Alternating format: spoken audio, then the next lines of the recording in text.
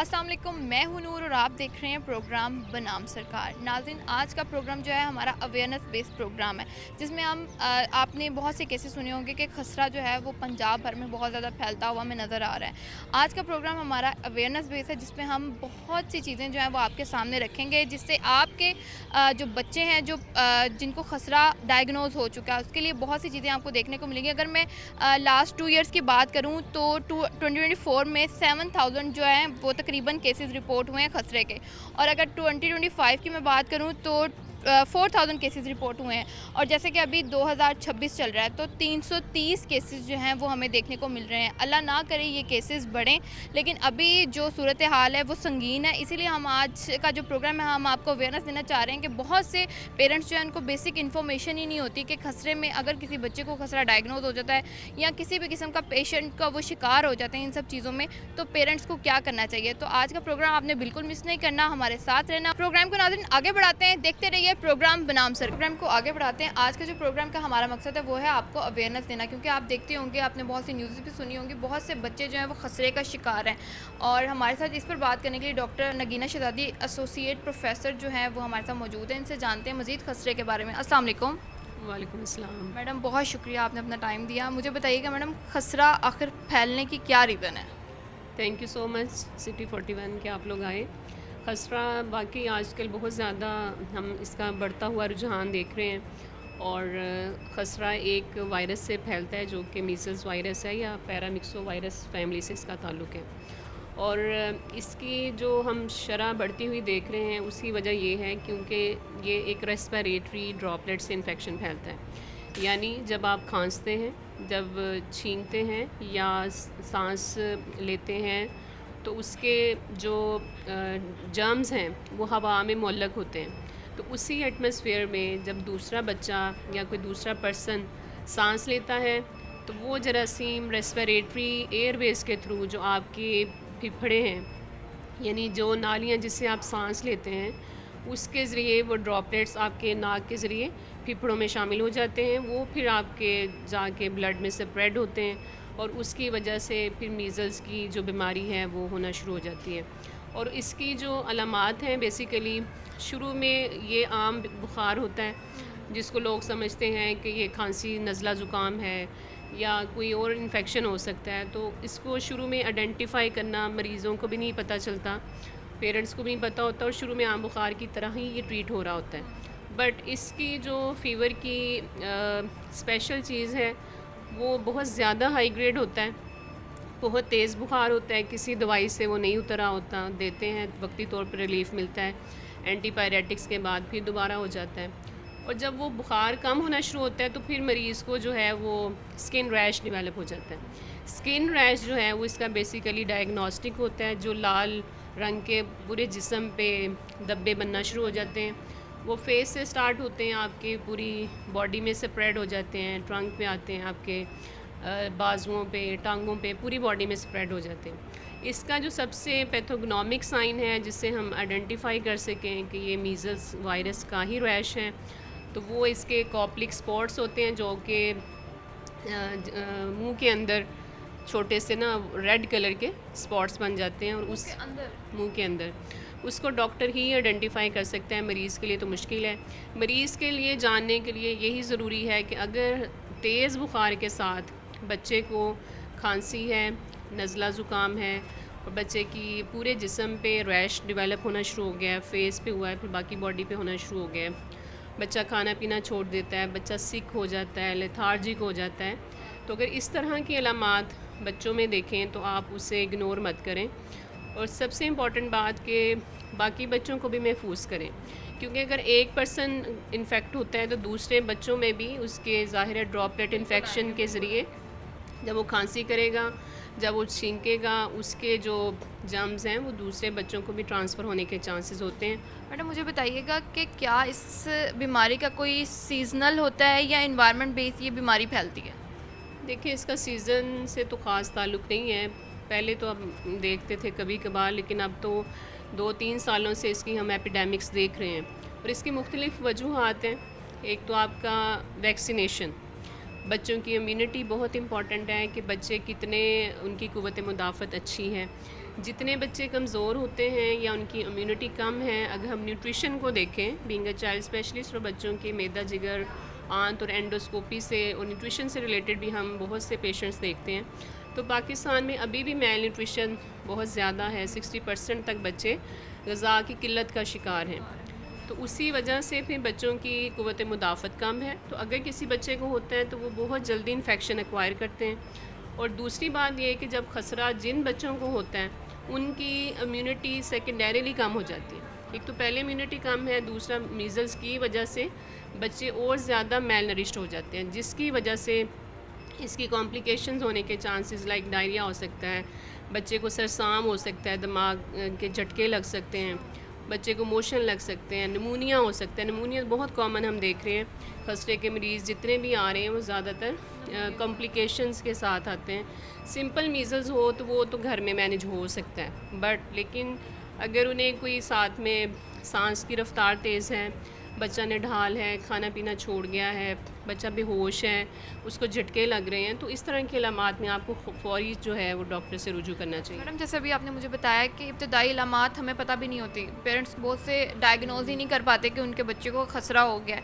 तो आप क्या समझती हैं कि कौन सी ऐसे सिम्टम्स जब बच्चे को उन पेरेंट्स को नज़र आएँ तो फ़ौरन डॉक्टर की तरफ जाना चाहिए? देखिए, कोई भी बुखार जो 2 दिन से ज़्यादा है और नहीं उतरा, और बच्चा खाना पीना छोड़ गया है और बच्चे के जिस्म पे धब्बे आना शुरू हो गए हैं, बच्चे को नज़ला ज़ुकाम तो है लेकिन उसका जब ओरल इंटेक अच्छा नहीं है, खाना पीना अच्छा नहीं है, बच्चा वॉमिट कर रहा है, बच्चा निढाल हो रहा है, तब आपको लाजमी डॉक्टर से रुजू करना चाहिए। मुझे बताइएगा कि जैसे बहुत से अभी हम बात कर रहे थे ऑफ द कैमरा भी कि वैक्सीनेशन मौजूद है।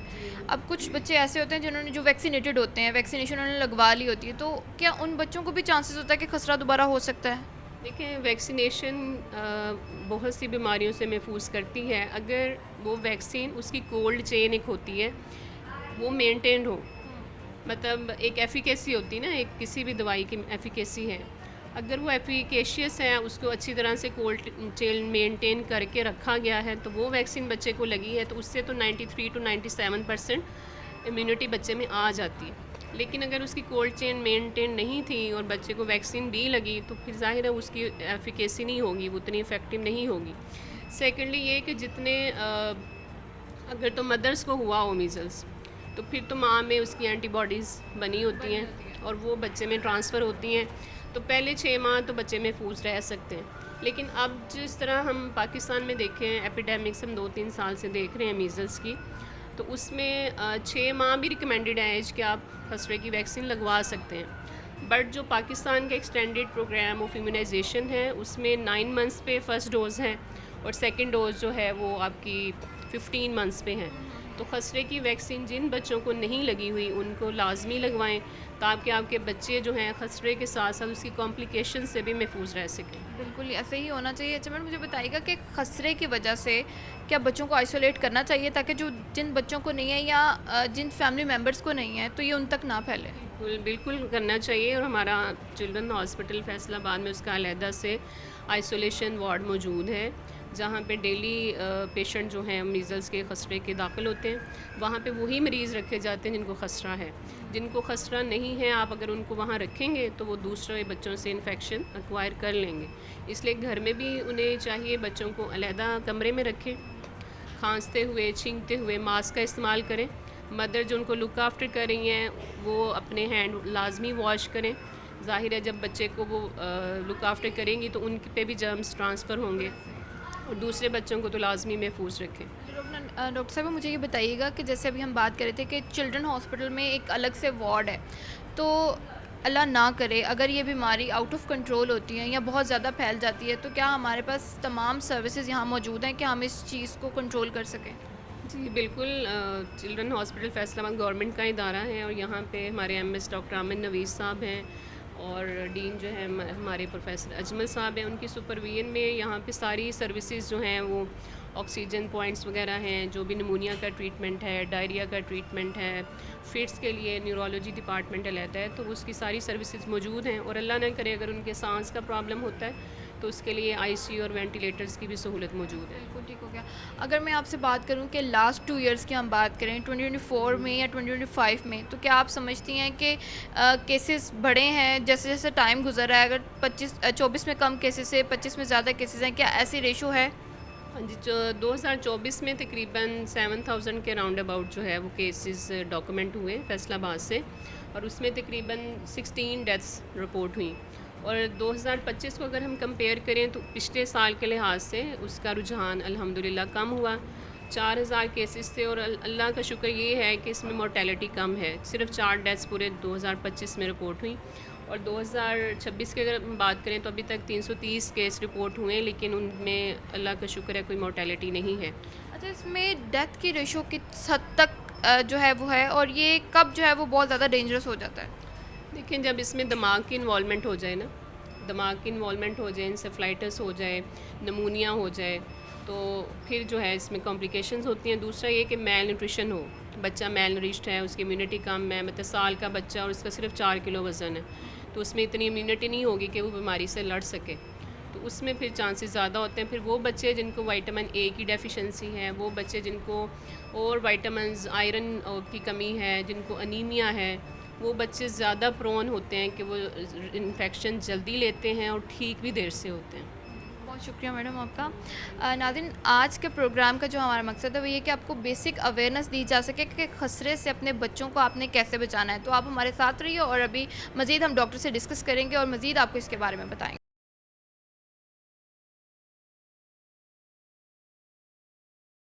नाज़रीन, प्रोग्राम को आगे बढ़ाते हैं। आज का हमारा जो टॉपिक है वो खसरे की बीमारी कैसी है, कैसे फैलती है और किस तरीके से इसका बचाव किया जा सकता है, इस पर बात करने के लिए मौजूद हैं assistant professor doctor Ahmad Farooq. अस्सलाम वालेकुम। जी वालेकुम अस्सलाम। कैसे हैं सर आप? मैं ठीक ठाक हूँ। सर, मुझे बताइएगा कि खसरे की आप देखते होंगे कि बहुत से केसेस फैलते हुए हमें नज़र आ रहे हैं। आप क्या समझते हैं कि ये किस तरह फैल रहा है और इसकी रीज़न क्या समझते हैं आप फैलने की? अच्छा, खसरा या मीज़ल जो है ये एक वायरल इन्फेक्शन है।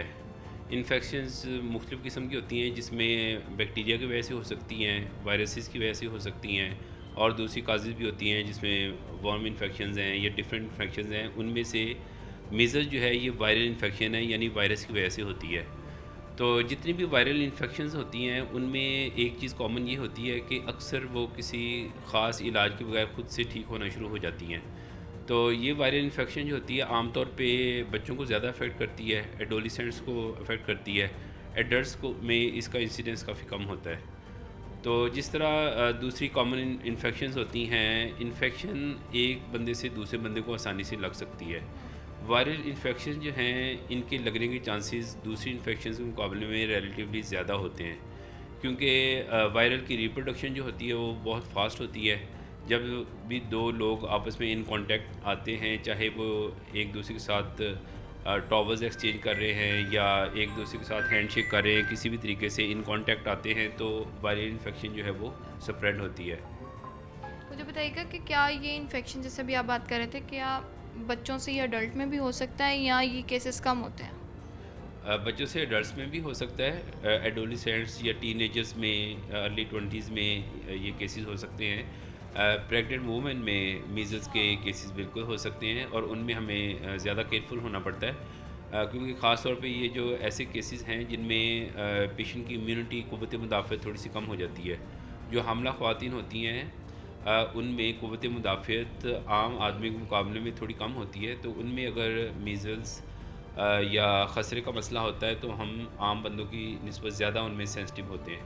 सर, मुझे बताइएगा कि इब्तदाई इलामात की अगर हम बात करें तो कौन से ऐसे सिम्टम्स हैं जो हमें मिलते हैं लेकिन हम उसको इग्नोर कर देते हैं कि ये तो आम रूटीन में हमें हो रहा है, कोई इन्फेक्शन हो जाती है या किसी भी किस्म के, तो कैसे सिम्टम्स जो हैं वो हमें मिलें बच्चों में तो हमें फ़ौरन डॉक्टर से रुजू करना चाहिए? अच्छा, इन्फेक्शन जितनी भी हैं अगर आप उन्हें आइडेंटिफाई नहीं भी कर रहे तो कोई इसमें परेशानी वाली बात नहीं है, लेकिन आप एक काम ज़रूर कर सकते हैं कि जब किसी भी बंदे को इन्फेक्शन है, चाहे वो देखने में आम नज़ला ज़ुकाम ही लग रहा है, तो उसे दूसरों से ख़ुद को थोड़ा सेपरेट रखना चाहिए।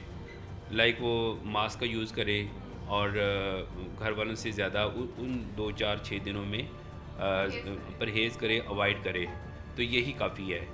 बहुत सारी इन्फेक्शन ऐसी हैं जो इवन आप डॉक्टर के पास भी जाते हैं तो अर्ली 1 to 2 डेज़ में डॉक्टर को भी पता नहीं चल रहा होता कि जरासीम कौन सा है, क्योंकि जरासीम को उस दिन हमारी बात हुई थी आइडेंटिफाई करने के मुख्तलिफ तरीके होते हैं। वो रूटीन में हम ब्लड टेस्ट, कल्चर्स, ये सारे टेस्ट हर मरीज़ के नहीं करवाते।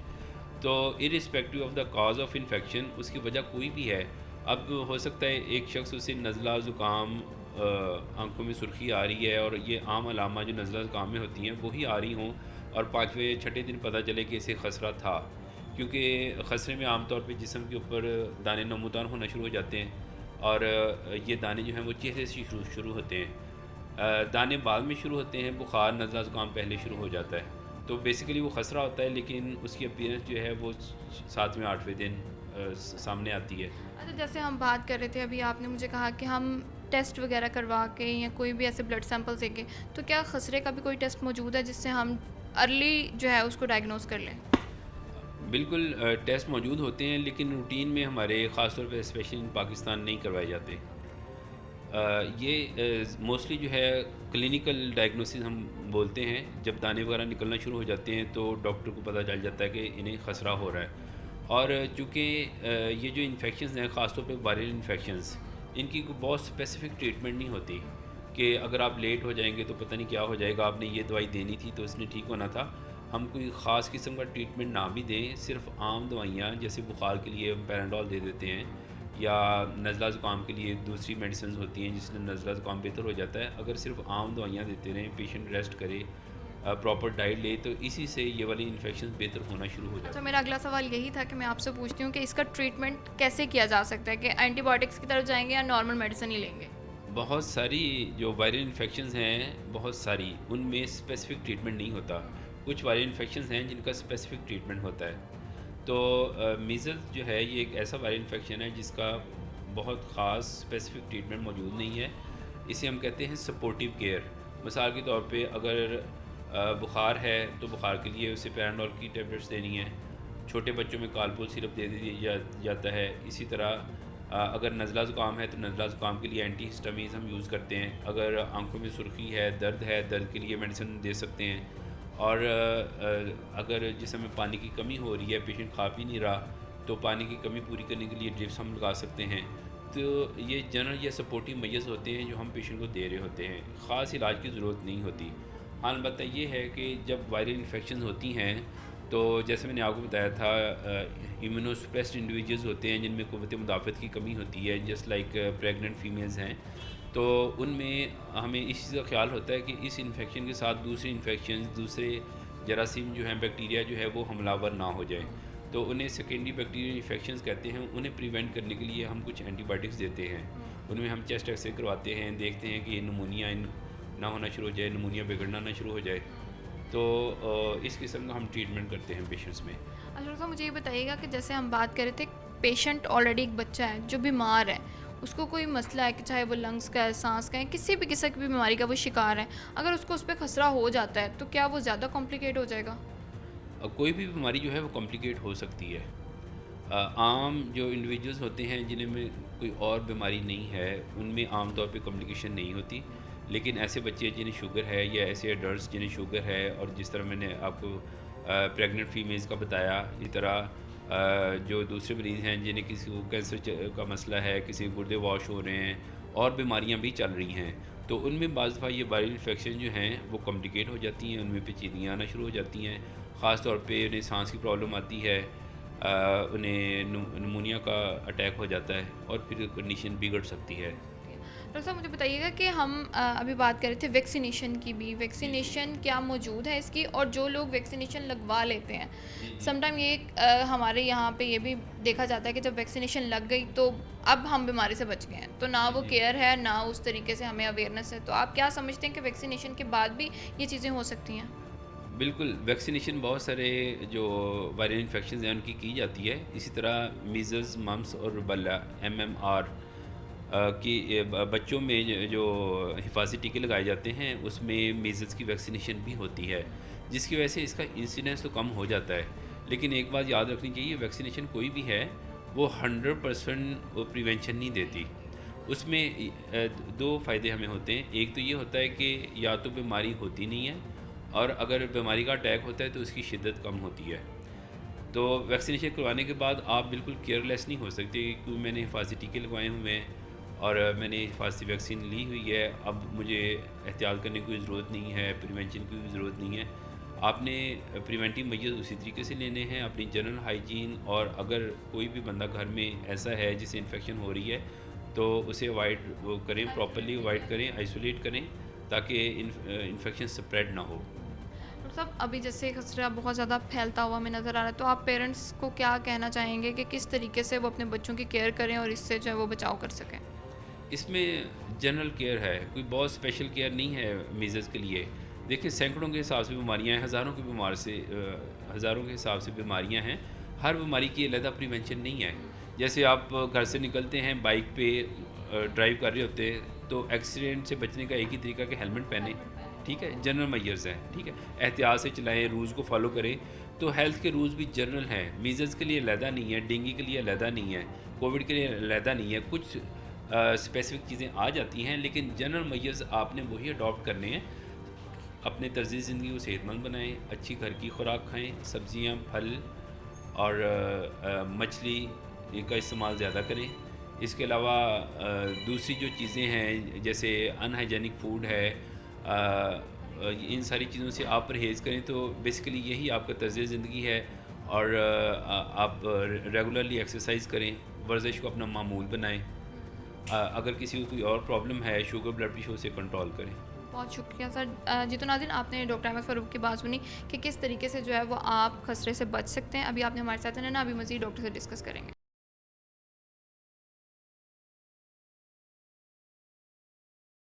नाज़रीन, प्रोग्राम को आगे बढ़ाते हैं। हमारा जो आज का टॉपिक है वो खसरे पे हम बात करें, इस पे किस किस्म की हमें डाइट लेनी चाहिए। इस पे बात करने के लिए डाइटिशियन हमारे पास डॉक्टर सुरैया इख्तियार मौजूद हैं, इनसे जानते हैं। अस्सलाम वालेकुम मैडम। वालेकुम अस्सलाम। मैडम, मुझे बताइएगा कि जैसे आपने देखा होगा बहुत से केसेस हमें नज़र आ रहे हैं कि खसरे के केसेस बढ़ते हुए हैं। आप क्या समझती हैं कि बच्चों को ऐसी कौन सी डाइट देनी चाहिए जिससे जो है हम खसरे पे जो है उनका इम्यून सिस्टम जो है वो बेहतर हो सके और इस चीज़ पे कंट्रोल किया जा सके? देखिए, वायरस कोई भी हो ना, तो उसमें ये होता है कि बॉडी के ऊपर अटैक जब ये करता है तो इंसान का इम्यून सिस्टम डाउन हो जाता है और इसकी वजह से ज़बान का जायका बदलता है। जब ज़बान का जायका बदलता है तो इंसान से खाया नहीं जाता, वॉमिट आती है और जो भी खाया पिया होता है वो ज़ाहिर है बाहर निकल जाता है और इस तरह से पानी की कमी हो जाती है। सबसे पहले इसकी अलामत में डिहाइड्रेशन जिसे हम कहते हैं, यानी पानी की कमी। तो करना क्या है, सबसे पहले आपने बच्चे को पानी जो है ना वो पिलाना शुरू करना है। लेकिन यहाँ पे हम बात करेंगे कि जब पानी पिलाते हैं तो बच्चे को वॉमिट हो जाती है।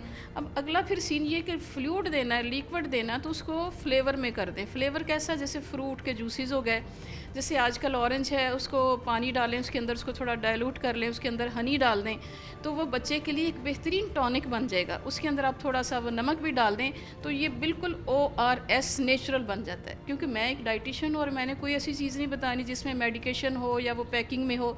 मैंने वो चीज़ें बतानी है जो लोग अपने घर से, अपने किचन से कर सकते हैं। सो सबसे पहले उसकी हाइड्रेशन जो है ना वो पूरी करें।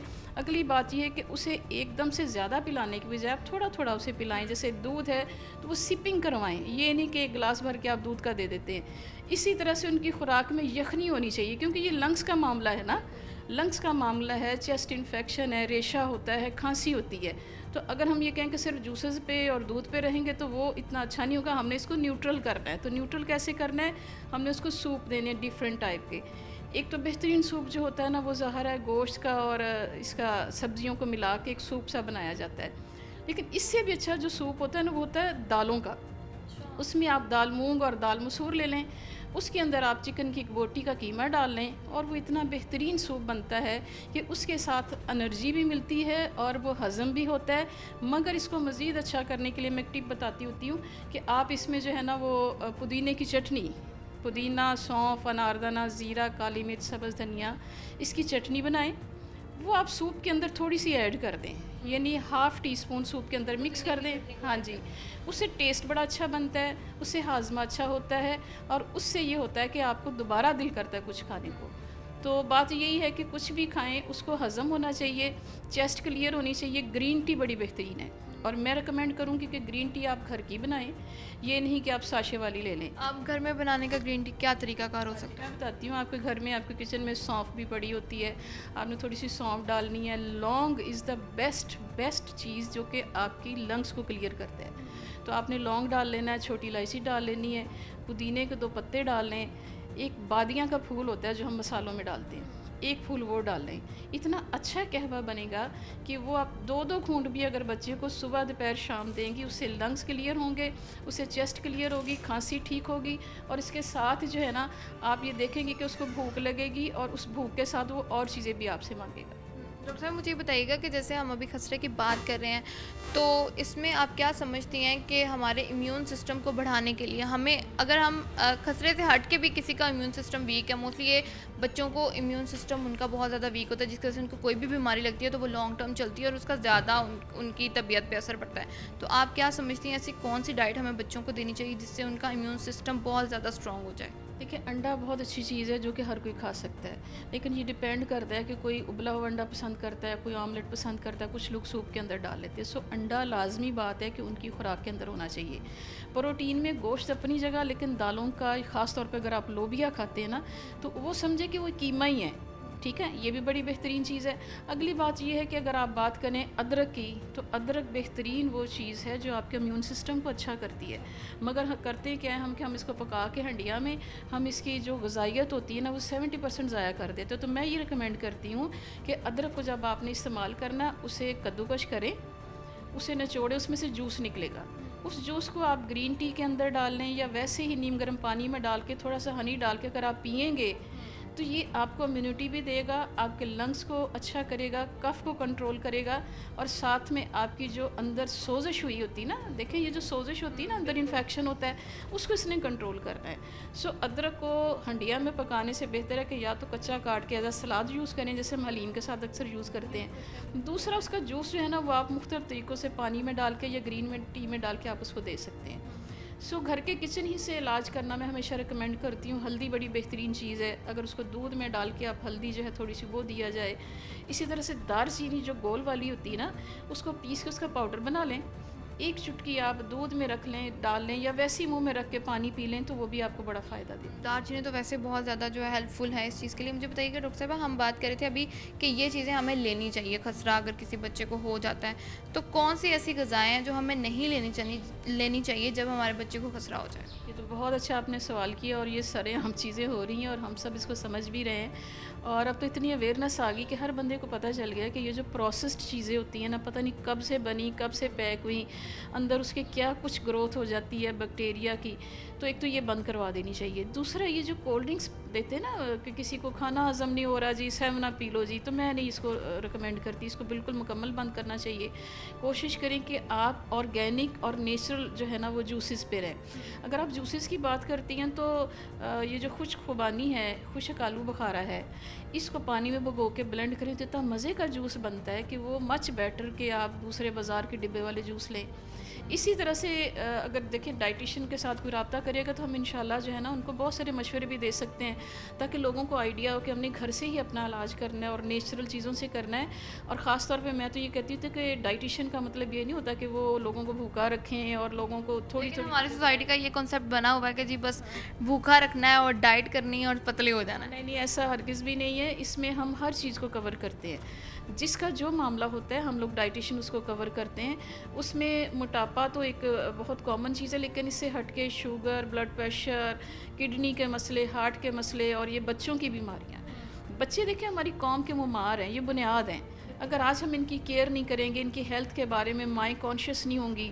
माँ को मैं कहती हूँ कि आप स्कूल में बच्चों को लंच जो है ना वो घर से दें, घर से बना के दें। को पैसे दे दिए जाते हैं आजकल के मैं कि चाहे आप जो मर्ज़ी खा लें, कैंटीन से ले लीजिएगा। ये चीज़ें हमारे पेरेंट्स को देखनी चाहिए। मैं तो बहुत शुक्रगुजार हूँ जी सिटी 41 की कि आप लोग इस पे हमेशा बड़ा फोकस करते हैं, और ये आपके जो प्रोग्राम है ये बड़े दूर तक पहुँचते हैं, और फिर लोग हमारे से रब्ता भी करते हैं कि जी हमने आपका प्रोग्राम देखा, उसमें आप मुख्तलिफ बीमारियों के बारे में जो ये बात बताती हैं, तो लोग हमसे रब्ता भी करते हैं। और अल्लाह का करम है कि अल्हम्दुलिल्लाह अब एक पढ़ी लिखी कम्यूनिटी, जैसे डॉक्टर्स हो गए या इस तरह के एडवोकेट हो गए, अब वो हमारे पास आते हैं। यानी लोगों की समझ लें आँखें खुल गई हैं कि कोई भी बीमारी हो, कोई भी मसला हो, जब तक हम न्यूट्रिशनल मैनेजमेंट नहीं करेंगे लेंगे हम ठीक जल्दी नहीं। और ये अवेयरनेस आहिस्ता आहिस्ता लोगों में आई है।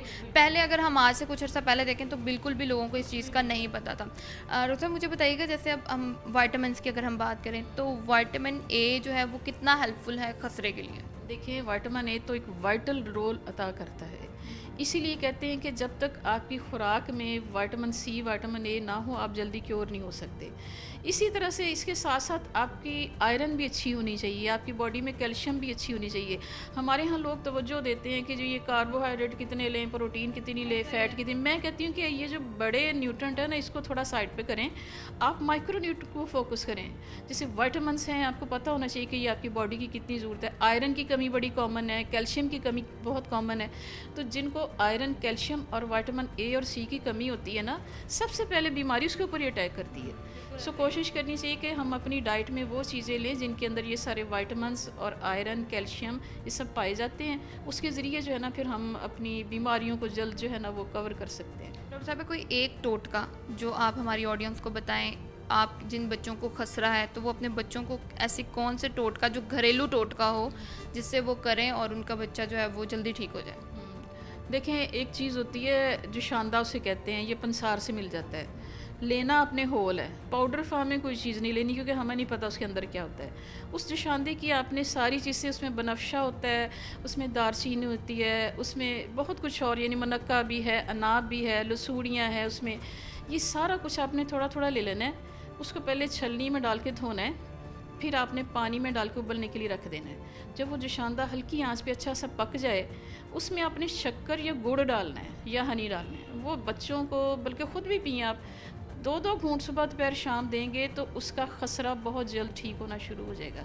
दूसरा, वायरस को कहते हैं कि मारने के लिए ना अल्लाह ने बड़ी चीज़ें रखी हैं। मेरे पास भी एलोवेरा का जूस है जो बड़ा ही टेस्ट वाला है, बड़ा ही इसमें अच्छा फ्लेवर है।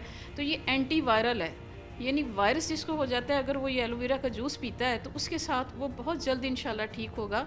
और उसके साथ साथ उसको इम्यूनिटी भी आएगी, बल्कि उसकी स्किन बड़ी ग्लो करनी शुरू कर देता है। बहुत शुक्रिया मैडम आपका। नाज़रीन, आपने डॉक्टर श्रेया की गुफ्तगू सुनी, बहुत ही मुफीद जो है इनसे हमारी डिस्कशन हुई कि किस किस्म की जो है वो डाइट आपको लेनी चाहिए, जिससे बच्चों को देनी चाहिए स्पेशली, जिससे आपके बच्चों का जो है इम्यून सिस्टम बेहतर हो और वो बीमारी से खुद ब खुद इससे लड़ सकें और इससे बच सकें। अभी वक्त तो एक छोटी सी ब्रेक का, हमारे साथ रहिए।